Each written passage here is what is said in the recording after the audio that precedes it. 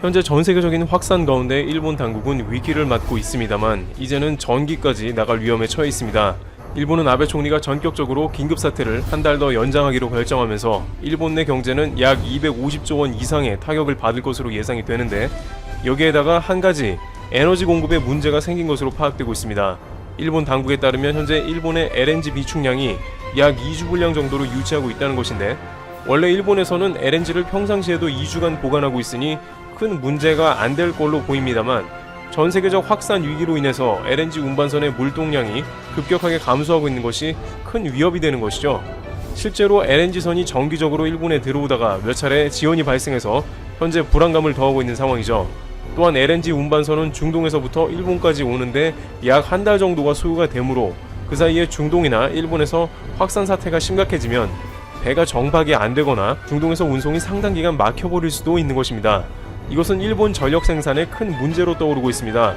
왜냐하면 도쿄의 주요 전력 공급망 중에 하나는 바로 LNG 발전소로 인한 공급이기 때문입니다.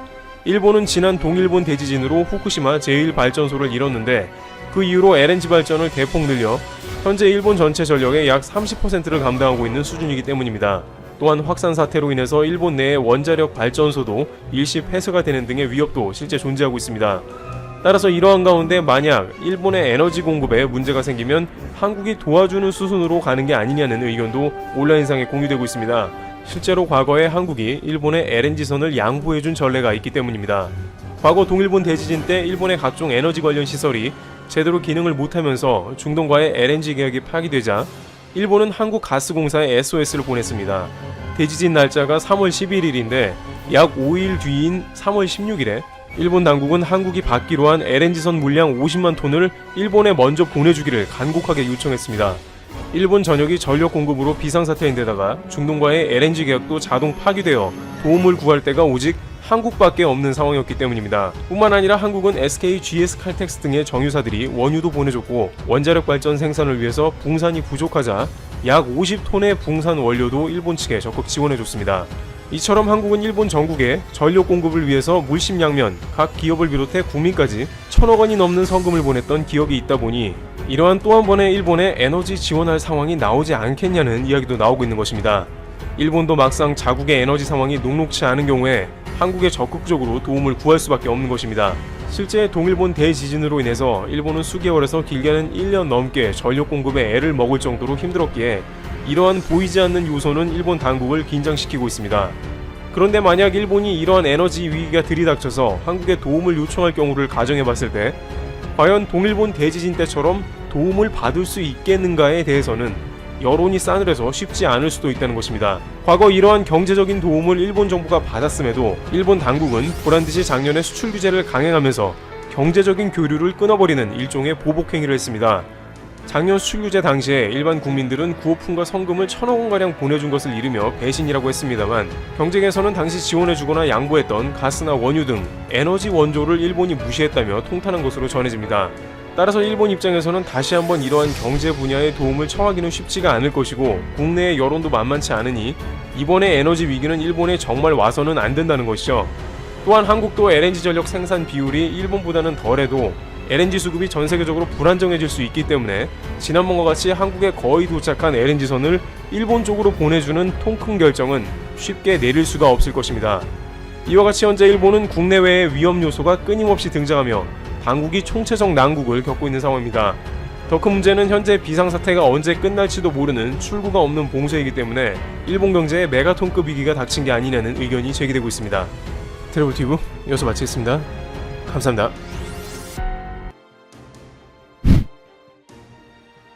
CNN 방송도 중국의 사망자 수 변경은 중국이 발표한 자료에 대한 회의감이 새롭게 들 수 있다라고 전했다. 중국이 코로나19 사망자 수를 대거 누락했다가 뒤늦게 발표하면서 은폐 의혹이 확산되고 있다. 신화통신에 따르면 중국 보건당국은 이날 본토에서 27명의 신규 확진자 발생이 보고됐다고 밝혔다. 이들 중 17건은 해외 유입 사례다. 나머지 10건은 국내 전파 사례다. 역별로 해룡 장성에서 7명, 광둥성에서 2명, 쓰촨성에서 1명이 국내 전파 보고됐다. 본토 내 신규 사망자 보고는 없으며 해외 유입자 중 5건의 신규 의심 사례가 있다. 이에 따라 중국 내 코로나19 누적 확진자 수는 82,719명으로 증가했다. 이들 중 77,029명은 회복 후 퇴원했으며 1,058명이 아직 치료를 받고 있다. 현재까지 중국 내 코로나19 누적 사망자 수는 4,632명이다. 폼페이오 연구소 인근서 감염자 수출 조사 과학자들의 연구소 출입도 불허. 미국이 신종 코로나 바이러스 감염증이 중국 우한의 연구실에서 유래됐을 가능성을 제기하자 중국이 전형적인 책임 떠넘기기라며 발끈하고 나섰다. 자오리젠 중국 외교부 대변인은 18일 최근 미국의 일부 인사는 중국이 미국의 코로나19 상황에 대한 정보를 제때 통보하지 않았다고 지적한 바 있다면서 그러더니 이제는 이 바이러스 출처와 관련해 우한 바이러스 연구소와 연관 관계를 암시하며 선동하고 있다고 비난했다. 자오 대변인은 식견이 있는 사람이라면 한 번 보면 알 수 있듯이 이런 주장의 목적은 물을 흐리고 시선을 돌려 책임을 떠넘기려는 데 있다고 비난했다. 그는 우리가 여러 차례 말했듯이 바이러스는 엄중한 과학적 문제이므로 과학 전문가의 의견을 존중하고 과학 분야에 맡겨야 한다고 주장했다. 중국의 이 같은 반응은 최근 마이크 폼페이오 미국 국무장관이 중국 내 코로나19 바이러스 감염자들이 우한 바이러스 연구소 인근 시장에서 속출했다며 관련 정보를 공개하라고 요구한 데 따른 것이다. 앞서 폼페이오 국무장관은 미국 당국자들이 코로나19 바이러스가 어떻게 세계로 퍼져나갔는지에 대한 전면적인 조사를 진행 중이라며 일각에서 제기된 우한 연구실 유래설을 본격화했다. 그는 전날 라디오 인터뷰에서 중국 당국 스스로도 바이러스 관련 조사 중 실제로 바이러스가 우한 바이러스 연구소에서 유출된 것은 아닌지 고려했었다고 말했다. 그러면서 그들은 세계 과학자들이 해당 연구소에서 어떤 일이 벌어졌고 또 벌어지고 있으며 우리가 말하고 있는 동안에도 어떤 일이 일어나고 있는지 판단하기 위해 그곳에 출입하는 것을 허용하지 않았다는 사실을 알고 있다고 주장했다. 도널드 트럼프 미국 대통령도 지난 15일 코로나19가 우한 연구실에서 유래했다는 설에 대해 지금 벌어진 끔찍한 상황에 대해 매우 철저한 조사를 하고 있다고 말하는 등 코로나19 진원지를 놓고 미중 갈등이 지속되고 있다. 한편 도널드 트럼프 미국 대통령이 신종 코로나 바이러스 감염증 최초 발생국인 중국의 초기 대응 및 최근 사망자 통계 대폭 조정 등에 관해 마음에 들지 않는다라고 불만을 표시했다. 트럼프 대통령은 17일 현지 언론을 통해 생중계된 백악관 코로나19 태스크포스 기자회견에서 중국에 대해 그들은 중국 내부에서 무슨 일이 일어나는지 보고하지 않았다라며 나는 중국이 마음에 들지 않는다라고 말했다. 그는 특히 우한시 보건당국의 최근 누적 사망자 수 대폭 조정에 관해 언론은 항상 우리가 최다라고 한다며 최다는 중국이어야 한다. 그곳은 거대한 나라고 엄청난 문제를 거쳤다고 목소리를 높였다. 트럼프 대통령은 이어 그들은 수를 2배로 발표했다라며 그건 우한일 뿐이다. 그들은 우한 밖에 대해선 얘기하지 않는다라고 했다. 우한 외 중국 다른 지역에서도 누락 사망자가 적지 않으리라는 의미다. 트럼프 대통령은 또 바이러스 실험실 유출 가설에 관해 타당해 보인다고 두둔했다. 초기 유력 가설이었던 코로나19 박쥐 유래설에 대해선 그들은 특정 종류 박쥐를 얘기하지만 그 지역엔 그 박쥐가 없었다라고 주장했다. 트럼프 대통령은 그들은 박쥐의 책임을 돌리는 것이라며 그 수산 시장에선 그 박쥐를 팔지 않았다. 거기서 팔지 않았다. 그 박쥐들은 40마일 떨어진 곳에 있다. 이상한 일이 많이 일어났다라고 말했다. 그는 아울러 많은 조사가 진행되고 있다라며 내가 말할 수 있는 건 중국에서 어떤 것이 어떤 형태로 유래됐든 그것 때문에 184개국이 고통을 받고 있다는 것이라고 발언. 코로나19 전 세계적 피해에 대한 중국 책임론을 펼쳤다. 다만 같은 자리에 동석한 앤서니 파우치 국립알레르기 전염병 연구소 소장은 인공 바이러스 의혹에 관해 현재 상황에 이르기 위한 변이 과정은 동물에서 인간으로의 종간 전이와 완전히 일치한다라고 선을 그었다. 중공 댓글부대 우마오당 여론공작 서식 노출, 빈칸만 채워 각국 유포. 최근 해외 1인 미디어는 우마오당 내부 고발자로부터 입수한 게시물 서식을 공개했다. 서식은 중간중간 빈칸에 국가명만 채워넣으면 완성되도록 만들어져 있다.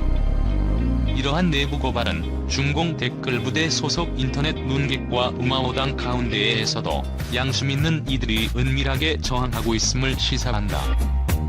중국어로 작성된 서식은 다음과 같았다. 대화창을 캡처한 것으로 보이는 화면에서는 먼저 서식이 제시됐고 상대방이 어느 나라라고 물었다. 그러자 서식을 올린 인물은 영국, 일본, 한국, 미국, 프랑스, 독일, 이탈리아, 캐나다 등이라고 답했다. 서식의 내용을 한글로 번역하면 이렇다. 에서 역병 사태는 이미 통제불능 상태다. 내가 의병원에 있는 친구로부터 들었는데 매일 셀 수 없는 사람들이 검진을 받으러 오지만 진단 키트가 없어 환자들을 집으로 돌려보내고 있다. 노령 인구가 많아 셀 수 없는 사람들이 이미 집에서 혼자 죽었다. 검진을 받지 못한 사람들은 감염자로 집계하지 않는다. 이런 식으로 에서는 증거가 낮은 거다. 정말 무서운 일이다. 난 이미 귀국 비행기표를 예매했다. 중요한 시기인 만큼 힘을 합쳐 큰 일을 해야 한다. 서식과 동일하게 작성된 글은 이후 캐나다, 프랑스, 일본, 미국의 트위터에서 발견됐다. 이런 내용은 각국에서 전염병 상황을 과장하는 것에만 그치지 않는다. 자세히 살펴보면 각국 정부가 전염병 상황을 감추고 있으며 자국민을 죽음으로 내몰고 있다는 거짓 주장을 담고 있다. 허위 정보를 유포시켜 각국 정부를 은연중에 악마화한다는 점에서 그 의도가 매우 악랄하다. 또한 글 말미에서는 중국을 안전한 곳으로 포장 비행기표를 예매했다 하고 교묘한 말로 애국심을 부추겨 읽는 이의 판단력을 흐리게 하고 있다. 비슷한 여론 공작 게시물은 여러 종류가 발견된다. 중국인 상인들 큰일 났다라는 키워드로 검색할 경우 5호의 전염병 상황이라는 글이 검색된다. 이 글에서는 5호 지역에서는 상점은 문을 닫고 중국인들은 집이 있어도 돌아가기 어렵다. 5호의 중국인 상인들 큰일 났다며 각국의 전염병 상황을 허위, 과장하고 그 피해가 중국인들에게 돌아가고 있음을 슬며시 주입한다. 빈칸에는 각각 포르투갈, 인도네시아, 짐바브웨, 카메룬 등 중남미와 동남아시아, 아프리카 등 세계 각국 국가명이 들어가 있다. 첨부된 사진과 국가명만 다를 뿐 모두 내용은 동일하다. 그렇다면 중공이 이런 여론 공작을 실행하는 목적은 무엇일까? 중스촨성 집중격리 병실 5만 2천 개 긴급 증설 지시 내부 문서 유출. 중국 당국이 중공 바이러스가 진정 추세에 접어들었다며 경제활동 정상화를 추진하는 가운데 5만 개 이상의 격리시설 긴급 증설 준비를 지시한 지방정부 내부 문서가 유출됐다. 지난 10일 트위터 등 소셜미디어 서비스에는 스촨성 신종 코로나 방역응급지휘본부 명의로 작성된 긴급 통지문을 스캔한 이미지가 공개됐다. 이 문서는 스촨성의 성도인 청두, 매냥 등 11개 주요 도시에 총 5만 2천 개의 병실을 갖춘 집중격리시설 증설을 준비하라는 내용과 함께 도시별로 설치할 병실 숫자까지 구체적으로 지시했다. 이에 따르면 11개 도시에서는 방역본부의 격리시설 설치 및 위생관리 지침에 의거해 지역 내 호텔이나 모텔, 농가민박 등을 격리시설로 개조할 수 있도록 확보해야 한다. 또한 문서 작성 날짜로부터 이틀 뒤인 6일 오후 5시까지 진행 상황 등을 회신하라고 마감 시간까지 못 박았다. 2일 만에 각 도시별로 2천에서 1만 개의 병실 확보 계획을 수립해보고 하라는 지시였다. 해당 문서를 본 중국 네티즌들은 쓰촨성 전 중학교가 개학하기로 했는데 쓰촨성은 중국의 한복판인데 이곳에서 재유행되면 위험하다, 설마 제2의 유행이 사실인가라며 걱정된다는 반응을 보였다.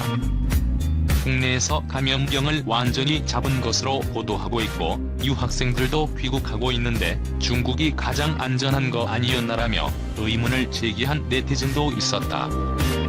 서방에서 점점 고개를 드는 신종 코로나 바이러스 감염 사태에 대한 중국 책임론에 중국이 바짝 긴장하고 있다. 중국 때리기에 앞장서온 미국 말고도 영국 등 일부 서방 국가에서도 중국을 탓하는 목소리가 나오기 시작했기 때문이다. 한국 언론의 후쿠시마 관련 보도의 양상을 보자. 청년의 일파가 넘쳐난다. 팩트보다 프레임이 먼저다. 이러한 사고 패턴이 합리화, 고정되니 객관적 사실이 왜곡인지되어도 모순을 깨닫지 못한다. 아니, 도리어 문제제기가 공격당하는 상황마저 조성되어 있다. 이쯤 되면 거의 심화 수준이다. 후쿠시마 방사능에 대한 우려가 다시금 본격화된 것은 지난 7월 일본의 수출 제재가 시작되면서부터다. 한일 감정이 고조되던 상황에서 방사성 물질의 위협이 산재하니 도쿄 올림픽을 보이콧해야 한다는 주장이 제기되었다. 하지만 판단의 근거가 될 만한 데이터를 제시하는 언론을 만나기는 힘들었다. 특히 방송사의 경우 대부분 8년째 이어져온 후쿠시마 관련 보도의 패턴을 답습했다. 뿐인가? 현지의 방사성 물질 오염 실태를 과장했을 뿐만 아니라 반일 정서를 자극하고자 의도적으로 데이터를 취사 선택하고 의미를 왜곡했다. 기기 사용법조차 숙지하지 못한 채 방사선 수치를 측정해 그대로 보도하는 낯뜨거운 사례도 있었다. 중국 관영 매체들이 신종 코로나 바이러스 감염증 팬데믹과 관련해 중국 공산당이 책임을 져야 한다고 주장한 일본 요미우리 신문을 맹비난했다. 관영 글로벌 타임스와 환구시보는 13일 공동 사평에서 요미우리 신문 중국 총국장이 최근 작성한 사과하지 않는 중국 공산당의 자업자득이란 제목의 기사를 직접 거론하며 이 매체는 중국이 코로나19의 세계적 대행에 대해 사과해야 한다는 극단적인 주장을 펴고 있다고 비난했다. 두 매체는 관련 기사에는 중국 정권이 민중의 신임과 지지를 받지 못하고 있다고 단언하고 있다면서 중국 정부가 민족주의를 선동해 내부 통제를 하고 있다고 비판하고 있다고 언급했다. 이어 요미우리 신문 중국 총국장은 중국의 코로나19 방역 과정을 다 지켜봤다면서 그가 중국의 방역 조치와 미국, 유럽의 방역 조치를 비교했을 때 양심적으로 높은 점수를 줄지 낮은 점수를 줄지 궁금하다고 꼬집었다. 그러면서 미국은 이미 2만 명의 사망자가 나왔고 유럽 일부 국가는 1만 명이 넘는 사망자가 나왔다면서 이들 국가의 인구는 중국의 4분의 1 수준이거나 후베이성 인구와 비슷한 수준에 불과하다고 지적했다.